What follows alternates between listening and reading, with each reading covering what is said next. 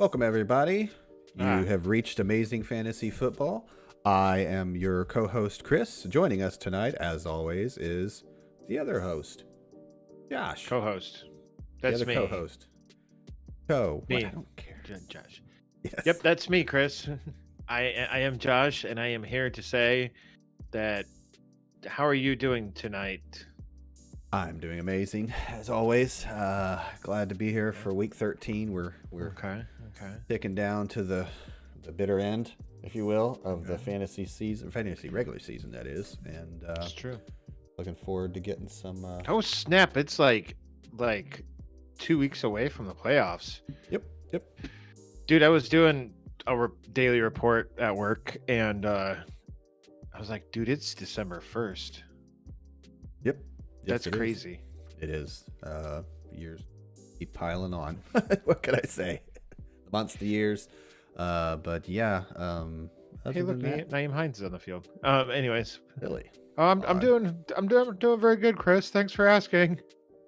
I think I did, or you asked, or something. Whatever. No, you didn't, and I'm not doing that great. So thanks. Well, I'm sorry to hear that. Do you want to hear about my turd on wheels that might need a new engine, or would you like to hear about my 11-hour workday, or would you like to hear about? Anyways. Yes, and yes. Let's fill some time. No, let's get out of here in about an hour. We've only got 2 teams on bye this week. Bye-mageddon is next week. This week, we only have the Panthers and the Cardinals on bye. Next week, I think 6 teams, I believe it is. What? Yeah.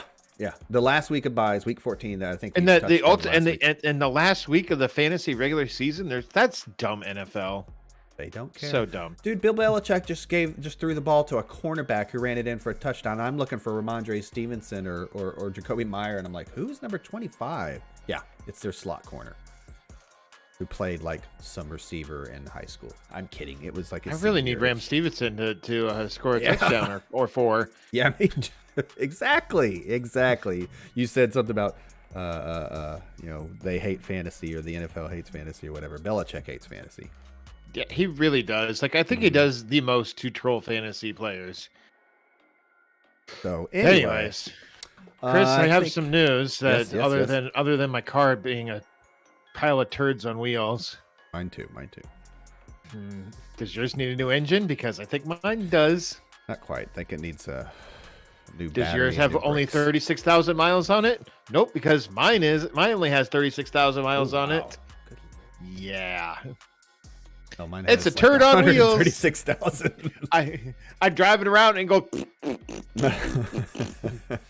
tooting around town. My daughters would love that comment. I instantly feel better that my car sucks.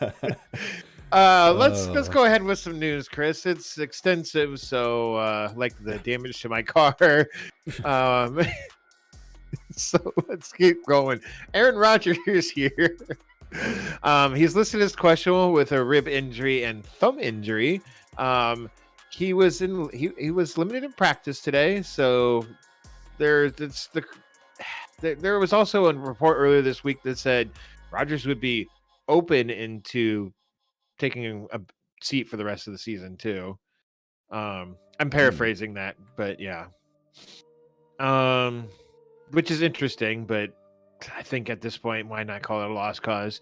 Anyways, Matthew Stafford, he is doubtful for this week. Sean McVay said that it's safe to say Stafford, with his concussion and neck injury, isn't in line to play Sunday against the Seahawks, which sucks a big one for just about everyone in the Rams, because that team is just more and more Rams injuries in a moment. Aaron Jones, the running back for the Packers, he has a shin/glute injury, but he practiced on a limited basis on Thursday. A.J. Dillon, his counterpart in the Packers backfield, has a quad injury and also practiced in limited fashion.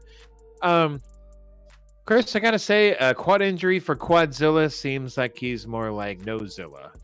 Depending on how you look at it, you could look at it like his quads are so that he is impervious. I don't know. If he's impervious, then why is he injured?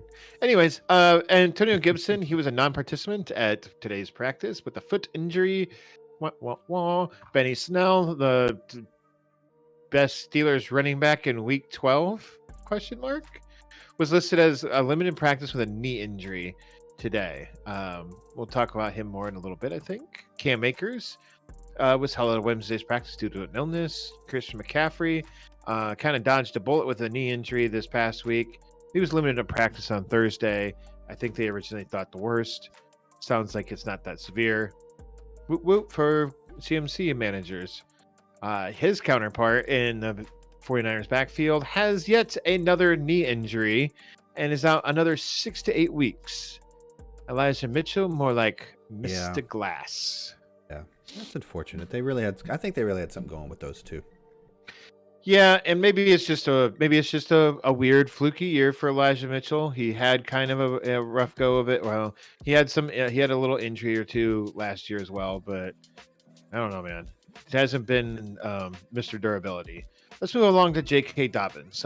He was practicing today for a second straight day in a row, but the Rams are not expected to activate him this week for the game against the Broncos. They're thinking maybe more next week. I think they just want to make sure Dobbins is 100% healthy. Mm-hmm. That is my own opinion. Jerick McKinnon for the Chiefs. He has a hamstring injury. He didn't practice today. I'm guessing he's probably not going to play on Sunday.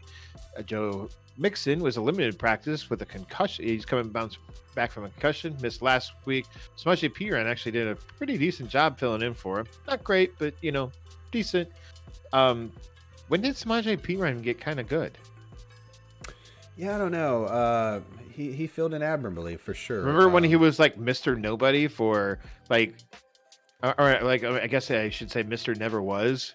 Like there was a lot of hype for him like 3 or 4 years ago for when he was with the then Redskins, I believe. Yeah, and I'm all about Mr. Well, I don't know if I'm still. I like Chris. I really wish they would switch back to football team, but anyways, I really kind of started liking that. Anyways, let's move along to Josh Jacobs. He has been limited all this week with a Thursday injury, a calf injury that he received last week in week 12. Michael Carter has an ankle injury, was not spotted at practice. I'm guessing it doesn't play. Chris, why is the guy? What is his name? Zonovan Knight.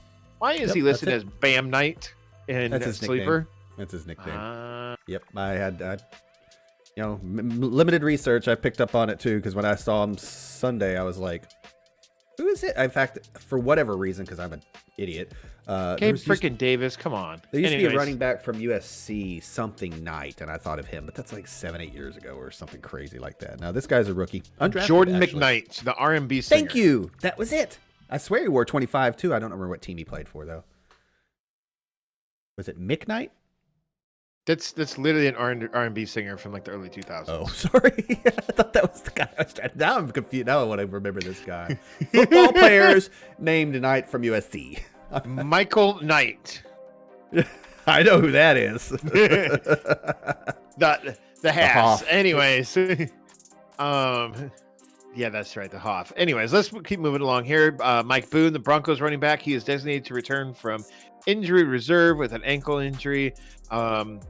So Melvin Gordon's long gone. Whoever they were thinking was going to play. Marlon Mack is who I'm thinking of. Mack out, Boone in. Not that Boone was all that great when he was playing with Denver. Najee Harris, he has I really should have said him earlier. He has an oblique injury, didn't practice this week so far. I'm guessing he might not play this Sunday. Do we want to stop and talk about Jaylen Warren right now, or do we want to wait for later? We can wait for later. Okay. Raheem Mostert. What? I'm really tired. I'm sorry. He has a knee injury, limited practice. Travis Etienne, foot limited, missed last week because they were on bye. And but he's been saying along the lines of come hell or high water, he's playing this week. It really sounds like he's going to play this week. I think they really dodged a bullet. Like I think they were initially maybe thinking he had a Liz Frank injury. That's a foot injury, right? Sure. Your arch, right? Your arch or your feet. Yes. Or is it an arc? Like a McDowell's thing. They got the golden arches. We got the golden arcs.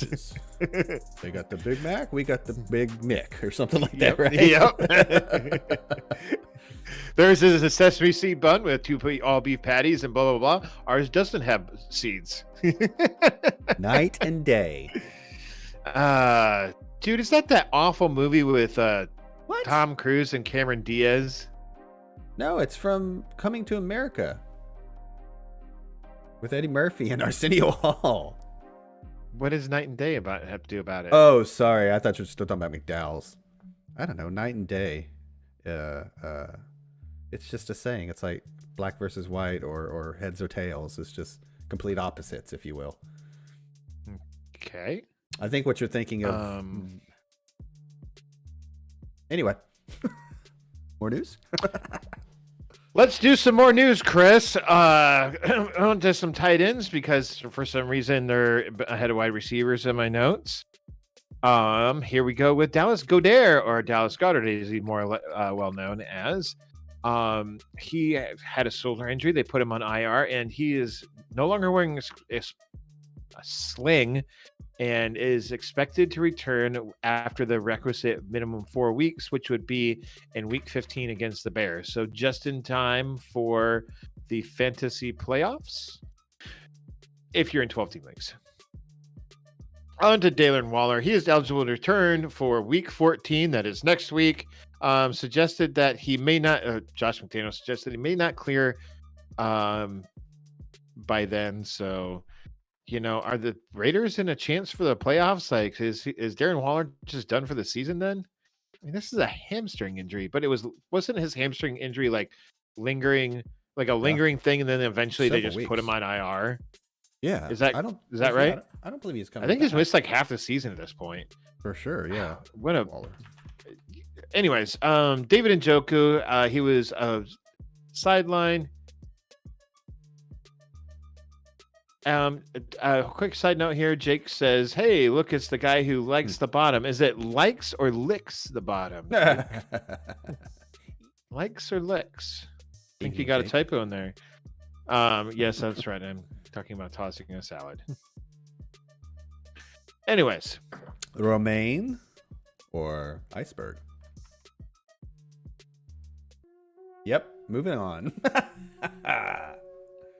Jelani Woods, the Colts breakout tight end, or had a nice little mini breakout last week. He has a shoulder and quad injury, and he wasn't spotted at practice this week.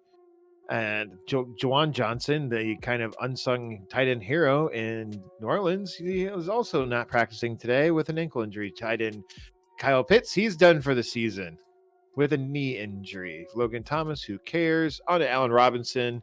He has been placed on IR. He is just another name and the victim of injuries for the Rams. Brandon Cooks, he was downgraded from healthy to questionable today with a calf injury. He may not play on Sunday. Darius Slayton, illness, was out of practice today. Darnell Mooney also put on injury reserve on Tuesday with an ankle injury for him. For the year. Deebo Samuel, quad injury. He didn't practice today. For Josh and his fantasy team.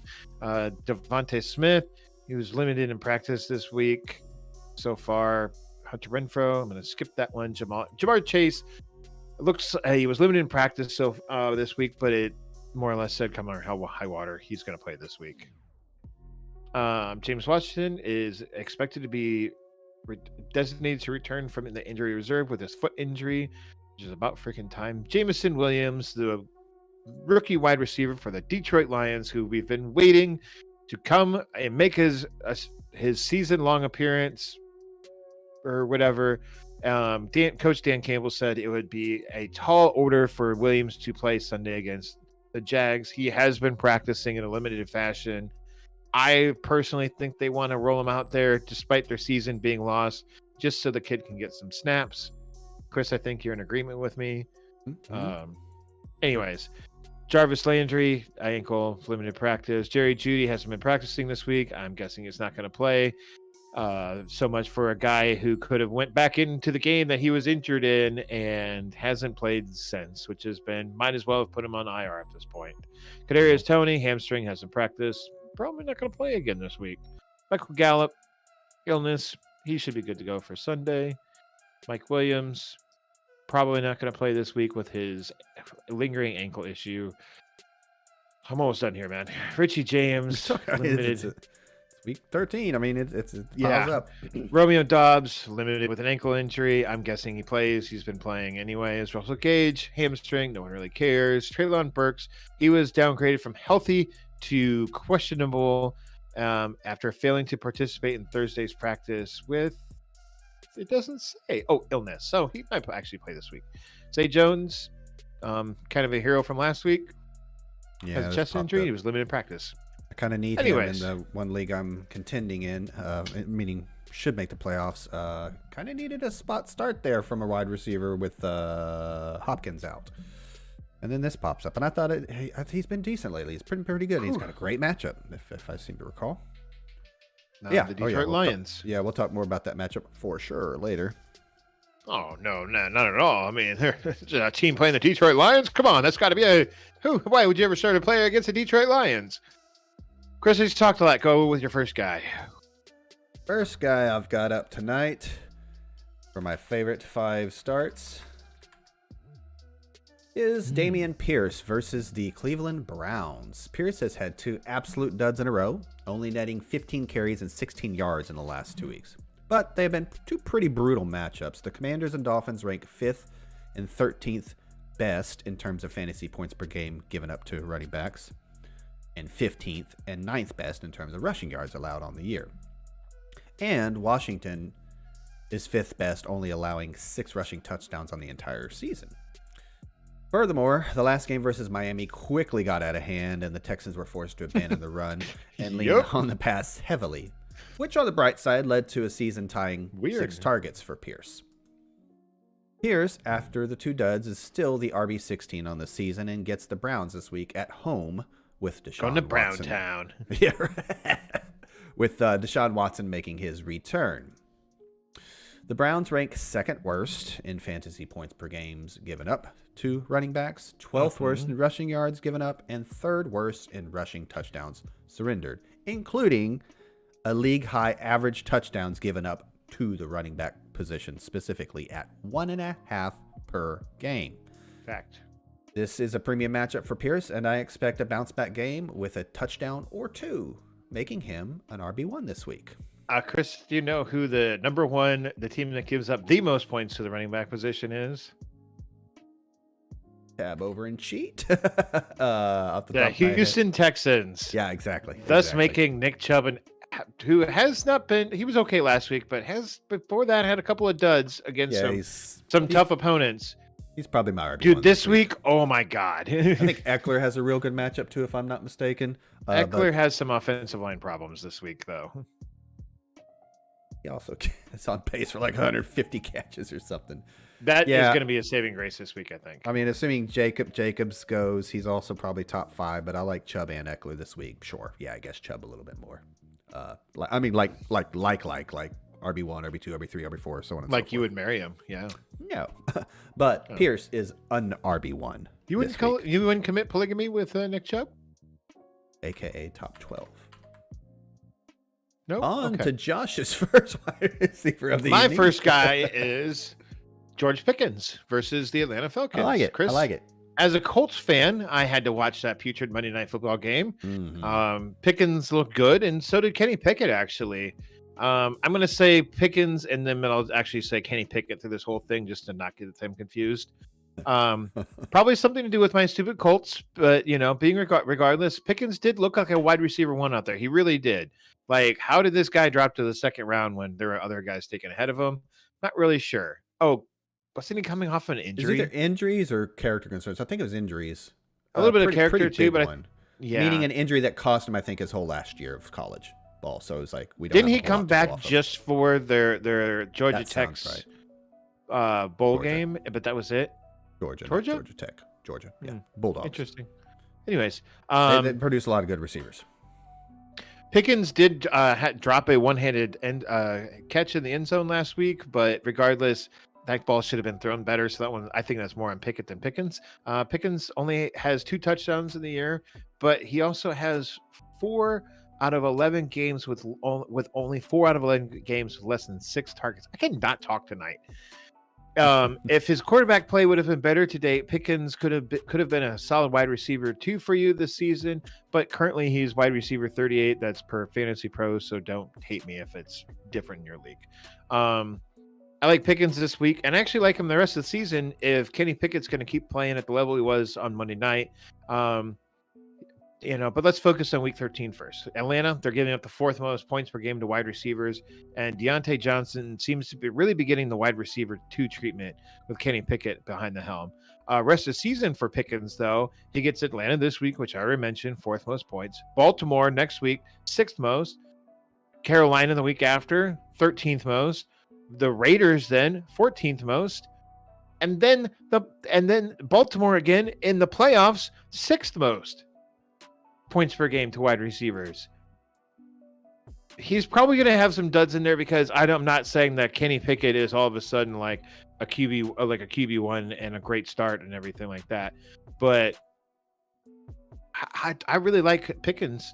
He should be a decent wide receiver 2 for this week, and a decent flex play the rest of the way.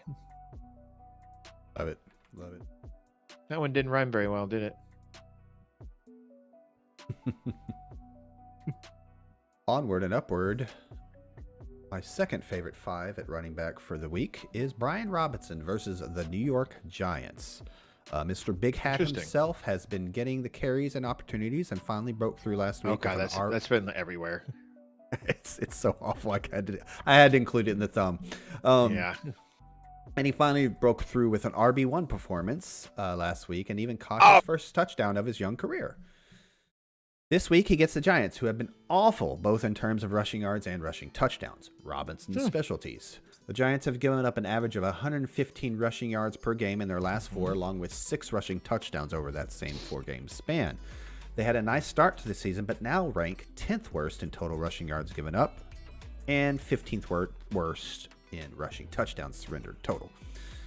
And to top things off, Antonio Gibson practiced, as we mentioned earlier, practiced in a limited fashion on Wednesday, but did not practice on Thursday with a foot injury. I think you said it was a Liz Frank? Or was that somebody else? Gibson, Antonio Gibson. Oh, no, he just has a foot injury. I was talking about like the Jags initially feared that. I thought they initially feared that it was a Liz Frank injury with ETN, but it's not. Oh, gotcha. Thanks for not listening. I was trying to catch up on notes a little bit. So Robinson could get even more work and perhaps even build on his very modest target share.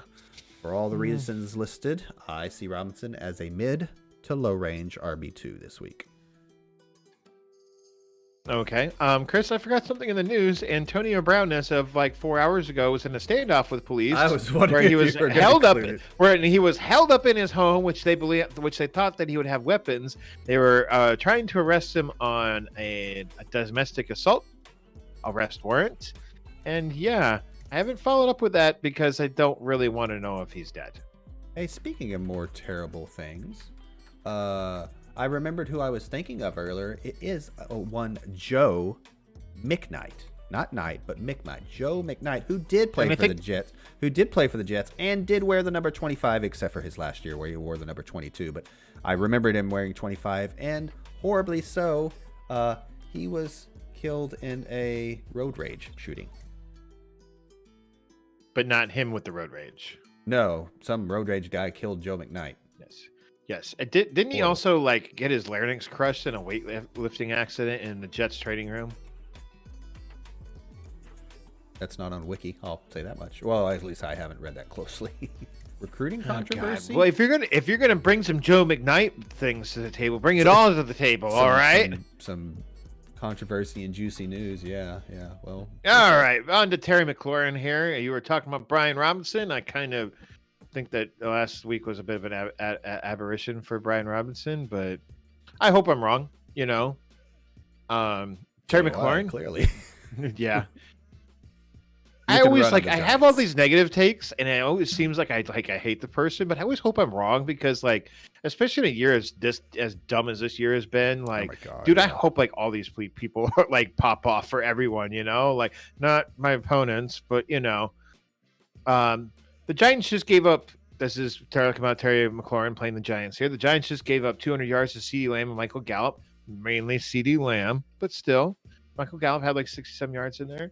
The Commanders have yet to play the Giants this season, so we don't have recent data, but last year, Terry McLaurin scored 22.2 and 11.3 points against the G-Men. McLaurin hasn't been as productive this season as last. That doesn't mean he can't help you out this week. Part of that is he's only scored 2 touchdowns so far, but with Taylor Heineke, I think I got it right that time. You did. At quarterback, Terry McLaurin has been doing a lot better since Carson Wentz's injury. The Giants' D has been stingy to wide receivers this season, but I like McLaurin's history versus New York. Call it a hunch, but I think Terry gets a touchdown and a matchup that most would find scary. Love it. On to my third Fave 5 running back of the week. We talked a little bit about his counterpart, J.K. Dobbins. Gus Edwards versus the Broncos. J.K. Dobbins is still quite a ways from, I say quite a ways, although at the beginning of the show you said maybe next week, or at least being activated. Dobbins being active in the lineup. I think once they bring him back and make him active, I don't think there's going to be any we're going to put him on a stone. But I think they're going to bring him back only if he is 100% healthy to get a full workload. Absolutely. So there might be some staying power here with this Gus Edwards start of the week. Yeah, sure. I like it. I don't know his schedule off the top of my head, but I could look later. And when Gus is healthy, he is the main ball carrier, as shown by having double-digit carries and at least 52 rushing yards in every game that he's been active this season, which isn't a ton of games, but still. I was going to say. Also evidenced by Kenyon Drake being relegated to 2 carries last week in Gus's return. But Chris, the Broncos are an elite defense. Not lately, since getting rid of Bradley Chubb. Since then, they are giving up 114 rushing yards per game, including over 100 yards to each Deontay Foreman and Josh Jacobs in that 3-game span. Now, they did limit Derrick Henry to week 10 to 53 yards, but the week before, with Chubb, they let Etienne go off for 156 yards and a score.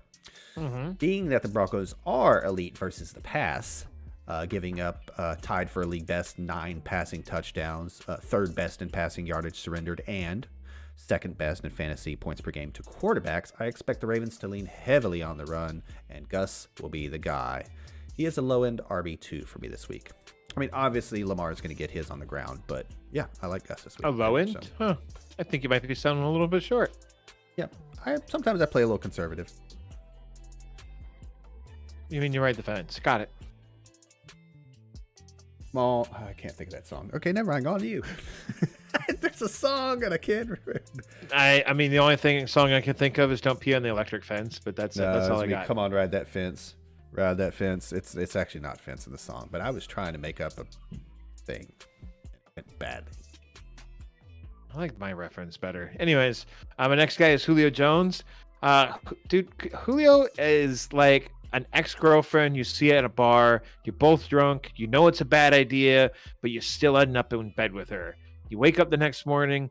You know it's a mistake, but yet you don't quite regret it because it's Julio Jones. Perhaps I really regret my advice here, but I'm not drunk. He's drunk. But I'm drunk and he's drunk, and we're gonna make some sweet, sweet music down by the fire together this weekend. Fantasy music, not like, and with like a fantasy fire, not. Anyways, are you sure? Anyways, I'm abandon ship. Okay, so here's the one thing: the Saints have a good run D, and they have a great tight end defense. But where they lack is wide receiver defense. With Mike Evans being extremely unreliable, and Chris Godwin probably taking the best cornerback for the Saints' attention, that leaves Julio getting the sloppy seconds or even sloppy thirds. And with the Saints corners, was I drunk when I wrote this? This is maybe gross. It sounds like it.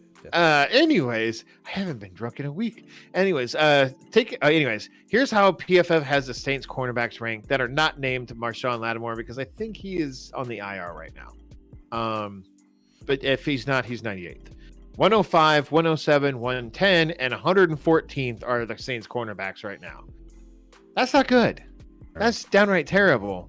Over the last 2 weeks, Julio has seen a jump in his yards per target from 5.6 yards per target 3 weeks ago to 2 weeks ago, 10.6, and last week, 10 yards per target. So this is probably more of a bigger league play for Julio Jones, like your 12, 14, and even bigger. But, if you're leaning on Mooney, Julio has some upside this week, even if he's not at his peak. Love it. Love it. That one might have been an accidental rhyme. Anyways. No. I still liked it. All right. On to we have here. That was Gus. Isaiah Pacheco versus the Bengals. Oh, again? Really? Yep. Okay. Bengals have not been good versus the run lately. Last 4 games, they've given up 141 total yards and 1.3 touchdowns but to the position, I believe, including Najee's best game of the year 2 weeks ago. Also including 4 catches and 40 yards to something named Raheem Blackshear and a rushing touchdown. And a big day to Nick Chubb, 101 rushing yards and 2 scores. I like Pacheco as a mid-range RB2 this week. Short and simple. Just like, let's move along to Garrett Wilson here. Call it recency bias, and maybe you can call it some low-hanging fruit here, but I love Garrett Wilson versus the Vikings D this week. He's probably going to get Patrick Peterson this week, who is the Vikings' best corner right now, the aged Patrick Peterson. He is PFF's number 5 ranked cornerback. But Garrett Wilson is fast, and Patrick Peterson is almost 33. And he was always more of a physical corner than a speed guy. So it's a 1-game sample with Mike White here. But Mike White has breathed some life back into an anemic offense that had Zach Wilson under center for most of the season.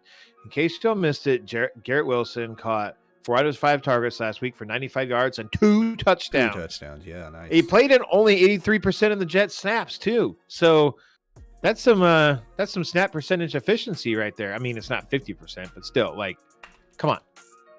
As I mentioned, the Jets are playing the Vikings this week, are giving up the 5th most points per game to wide receivers, despite the PFF's stellar ranking of Patrick Peterson. If you're sorely missing Cooper Kupp, make sure you get Garrett Wilson in your lineup. This is getting out of hand. I'm just kidding. Can't stop me now. I was wondering. DC says we don't care. We don't care. What we really care about is more Rocket League 3s. Right, son. You want to come back from more of that torture, sir? Anyway. What is he talking about? Rocket League 3s? 3-on-3, I suppose. Us 3 playing together. It's been a long day. A couple weeks ago now. Speaking of long days, I have nowhere to go with that. I'm just making. It was a rough day getting up at 8 o'clock in the morning and, sitting around the house in your underwear all day. Today? Oh, the day after the Rocket League thing? I don't know. No, I was talking about your normal day. No, that's not what I do, but okay. It's actually a short bit here on David Montgomery versus the Green Bay Packers. The last 2 games with no Khalil Herbert, Monty has excelled to the tune of back-to-back games with over 100 total yards, including an RB1 finish in Week 11. Green Bay has been bad versus the run. They give up the 7th most fantasy points per game to the position and the most rushing yards given up on the entire season. They have been hemorrhaging rushing yards. Let's put it that way. Who's that? The Green Bay Packers. You did say that. I'm sorry. All right. So I like David Montgomery as, where do I like him at? A high-end RB2 this week. That was a little out of order. I usually like to do it in order, but I had yet to decide on that. High-end RB2. Yes, sir. I can see that. See that? Yep. Chris, my next guy is actually 2. A bit of a cheat here, but I thought they better mentioning Devonta Smith and AJ Brown. This might seem like the proverbial low-hanging fruit, but if you're a Devonta Smith / AJ Brown manager, you would not think so. Smith has only hit 10 plus fantasy points once since week 6. AJ Brown has the top 10 fantasy points in 4 weeks. So 4 weeks ago is the last time he topped 10 fantasy points. That's not good. I think this is a week where these guys can see a resurgence in their production. The Eagles are taking on the Titans. The Titans are great at stopping running backs. They really have been. But they're giving up the 4th fewest points to the running back position. They're giving up the 4th most points to wide receivers. that's where the Smith and Brown thing come in. Since the Eagles week 7 bye, Devonta Smith has 8-2, 8-9 targets. The game that he had 2 targets was against the Texans. You don't throw the ball against the Texans. You just run the ball against them because they suck at stopping the run. Anyways, A.J. Brown, he's a little bit more of a head scratcher. In the same time span, his targets have been 10, 6, 4, 7, and 6. I kind of wonder if Jalen Hurts is just kind of spreading the ball around a little too much for A.J. Brown. Like Quez Watkins has been kind of in the mix here and there too. Not really necessarily like scoring enough fantasy points to make a viable week in and week out, but pops off just enough to be like, Quez Watkins, come on, man. You know, like, anyways, as I mentioned earlier, this is a great matchup for Smith and Brown, who I think will not let us down. There we have it. Chris, are we done with are we on to some tight ends? Montgomery was my last RB start. So I'm let's gonna do move on some to my tight ends. Streaming tight end. Hold on to your lunch, folks. Tyler Conklin versus the Vikings. This is going to be a little bit of a buying into the Mike White hype, but also the great Mike White hype. Love it. There's your new nickname, sir. Don't take it the wrong way. But also, the Vikings are 9th worst versus tight ends in terms of fantasy points per game given up. And they've given up the 2nd most passing yards on the season. They've been torn up by a couple of teams. And again, I think the Jets offense as a whole is looking up. I think the old adage of high tides raise all ships, or however it goes, is going to be the case here. I think it's all ships raise tides. That's not how nature works, though.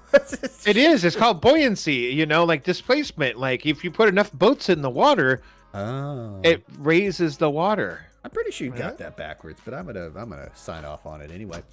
So that is my first tight end. It's called displacement, damn it. I know what displacement is. Copernicus? I know that's real, but I think the saying is still Euripides? Whoever said Eureka. Anyways.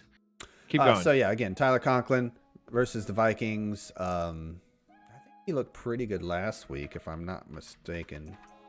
At least not awful. Archimedes. There you go. Anyways. Caught all 3 of his targets for 50 yards, no touchdowns, 6.5 points, which actually is probably a tight end 1 on that week, if I'm not mistaken. Last week, 12. 6.5 Dude, points. That's all it takes, folks. That's all it takes. Well, you're gonna hear what it takes to be the tight end 13 in a second, and it ain't much. Go right ahead, sir. That's all I have on Conklin. All right, here's my first one, and it sucks. It's quick. It's quick and it's dirty. It's Gerald Everett again versus Las Raiders. I balled it for Raiders. a second. Yeah. The Las Vegas Raiders again. Let's keep, like I said, short and simple. Everett is going up against the Raiders, who are not good at guarding the tight end. This is the last time I'm going with Gerald Everett. If he doesn't come through this week, I'm going to consider him poo. It sounded better. I changed it, and so it didn't quite right. Go ahead. I was just going to look up their finish. I'm pretty sure Everett was saved by a 2-point conversion at the end of the game. What do you consider saved? He was still a tight end 1. Well, maybe 13. Oh, yeah, God. with like 5.5, 6.5 points, somewhere in that ballpark. I hate tight ends. I know. Me too. Speaking of hating tight ends, definitely hold on to your lunch on this one, folks. Evan Ingram versus the Lions.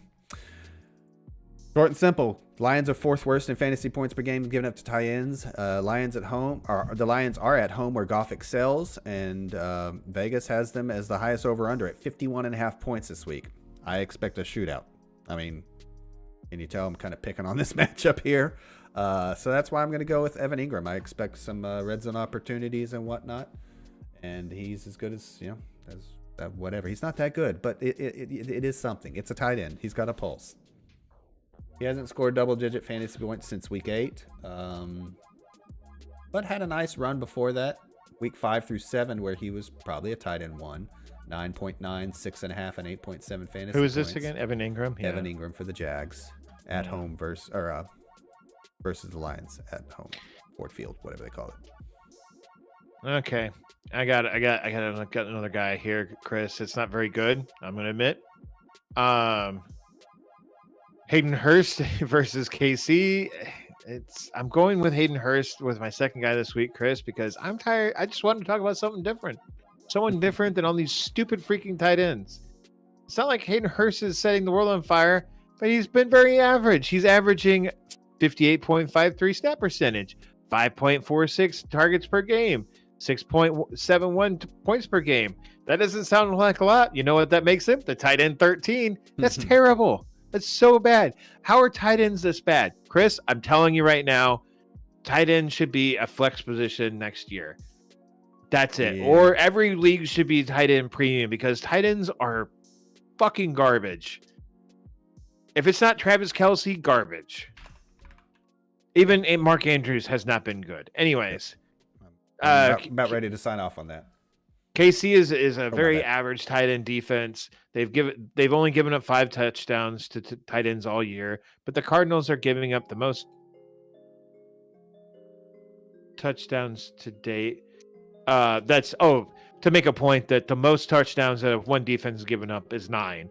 So it's not like 5 is pretty average. It's actually tied for the 7th most or something like that, if memory serves correct. Like I said, Chris, I say next year we make a flex spot, and so we don't have to keep crying in our beer. I'm really butchering these rhymes that I made up. Yes, you are. Jake's back. Sure what that's in reference to. Probably me. What? Oh, I'm first and third in 2 other leagues. He's talking about our shared league, the Friends with Benefits. Yes. He says screenshots or it's lies. Any comments on the best draft colors? Oh God, Jake is feeling himself tonight. Got to draft by the color with his apparently. First place.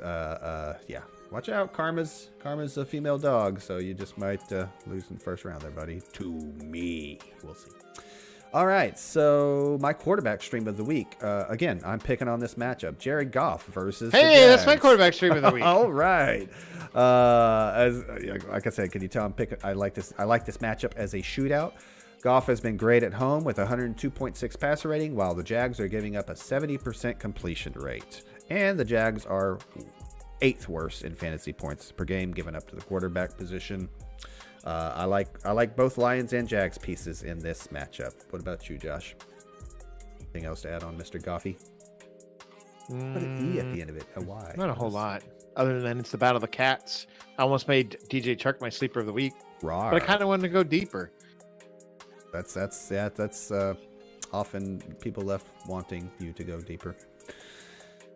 All right. That is a fucking fact right there. Oh, jeez. On to my sleeper of the week. Jaylen Warren versus the Falcons. I don't think Najee is going to go. I don't know if this is a sleeper, but okay. Jaylen Warren is 29% rostered. That's a sleeper if I ever heard one. Falcons are 9th worst in fantasy points per game, given up to the running back position and not given up the 9th most rushing yards, and tied for the 4th most rushing touchdowns given up. Jaylen Warren versus the Falcons. He is my sleeper of the week. Feel free to flex him. Real quick, I have a little honorable mention. If he plays, Josh updated this at the beginning of the show on one Zay Jones. I like him as a low-end flex this week if he plays versus the Lions, because he's been getting a butt ton of targets. And yeah I expect points to be scored in this matchup. My sleeper is very contingent on the health of one Josh Jacobs. Gotcha. Mr. White? Oh, yeah. I don't think Josh Jacobs is going to play this week. Having said that, that means that he's going to play. Limited. It's been real limited. They've been saying they're going to give him round the clock, blah, blah, blah, and so on and so on. They're literally running this dude into the ground. I was just going to steal your thunder there a little bit. I said as much in my little fantasy recap I do for that one league. I was like, I think this is proof positive that they're going to spit him out when they're done chewing him up. It's just, oh, yeah. It's ridiculous. Dude, he hurt. What's the injury again? Refresh my memory. It's on his wheels. Foot, leg. Foot, maybe. Ankle, maybe. Whatever it is. Brain? Yeah. Strain. It was a calf strain. I got to know. Calf. Yeah, you're right. Calf strain. He strained it before the game. They weren't even sure he was going to play until 2 hours before kickoff. And then they give him 33 carries. Exactly. Go ahead. I'm sorry. Go ahead. Anyways, Zamir White, he had some okay production at Georgia. You know, he had a 779-yard season, an 856-yard season, but 11 touchdowns in both those years too. Did he not play with Dagnabbit, who did he play with at Georgia? Not sure. Was it James Cook? Sounds right. I think it was James Cook. So James Cook was more of the pass catcher, but it's not that Zamir White can't. You know, like they were saying, like Josh Jacobs wasn't much of a pass catcher. He's been catching passes this season, so on and so on. I just really like Josh Jacobs or Zamir White. I feel like the reason why they haven't been playing Zamir White is because they are just running the tread off these tires of Josh Jacobs. You know, and Jacobs probably going to get a big contract from someone or like a big running back contract. Yeah, it's not like he's not benefiting as long as he doesn't get real hurt. Tear his ACL at some point. Exactly. You know, like I think, does he not have another year with the team too? No, because they declined his 5th-year option. That's the whole thing. That's why he's on his contract year, because he was a first-round pick. Right. Yeah. Okay. I got it all backwards in my brain. Okay. So yeah, Zamir White. It's very contingent on Josh Jacobs playing, but I think it's a good matchup against the Chargers, who, if memory serves correct, are pretty freaking bad at blocking the run, which they are giving up the 4th most points to fantasy backs. So yeah, it's a good matchup if Josh Jacobs doesn't play. Here's another thing. Maybe you're real desperate at running back, say in a dynasty league, and maybe you have Zamir White. I keep saying Josh Jacobs, Zamir White on your team, and you're like, well, he's gotta be very low percent roster too. You might just be able to pick him up free and clear. Yeah, if you're super desperate for a running back, Josh Jacobs might not even play every snap, and then here comes Zamir White. He looked pretty good in the preseason. You know who didn't look good in the preseason? Josh Jacobs. Does that mean that Zamir White sucks? And Josh Jacobs is actually good? Maybe. Did you say the Sharp? Oh, I'm looking at the wrong week. La-di-da-di-da. Again, that was last week. God dang it. 2 weeks in a row. Yeah, dude, they just gave up last week 25 carries for 120 yards to James Conner. The Chargers, that is. Yeah, James Conner. Yeah. Yeah, I mean, Jacobs is like a top 5 running back this week. But if he doesn't go, I love the sleeper. Love it. I am not on the screen. There we go. All right. We are sitting at 49 minutes. You got any asking for friends? I'll check back with chat real quick. Just Jake lolling about his pressure-filled potentially first place finish. We'll see. Other than that, no, man, I'm good. I think I'm good. I think I had one. Maybe it was the Zay Jones thing. Currently got him in there. Here we go. Assuming health, that he actually plays. Pick 2. Zay Jones, Jalen Warren, Gus Edwards, Pacheco. These are all guys I talked about this week. What is wrong with me? I swear, guys, I do not look at my team when I do this. In fact, I look at other things. I'm calling shenanigans on this bullshit. I'm telling you, I literally have a different process. It has nothing to do with my team. Okay, maybe the Jalen Warren, just a little.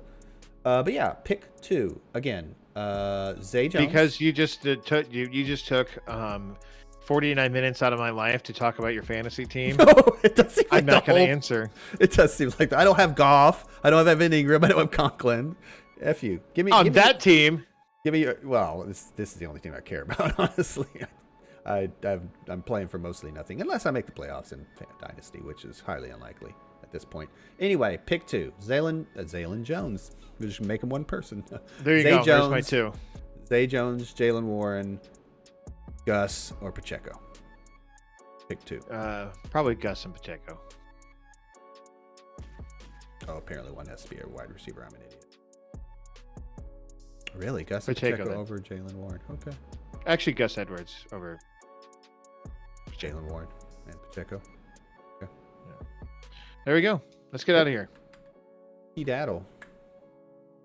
We have been amazing fantasy football, folks. Subscribe for amazing weekly fantasy content. We're here every Thursday night at 8 p.m. Central Time. I'm usually not so tired. And Sunday at 10 a.m. Central Time for injury updates, last-minute lineup questions, and jocularity. The links are in description. You can follow me at AFFB Chris. Hey, you got it. Okay. You can follow Josh at Josh AFFB Chris at Josh AFFB on Twitter. Link to our Discord server is in the description also. Until next time, good luck everybody and have an amazing weekend. Good luck all.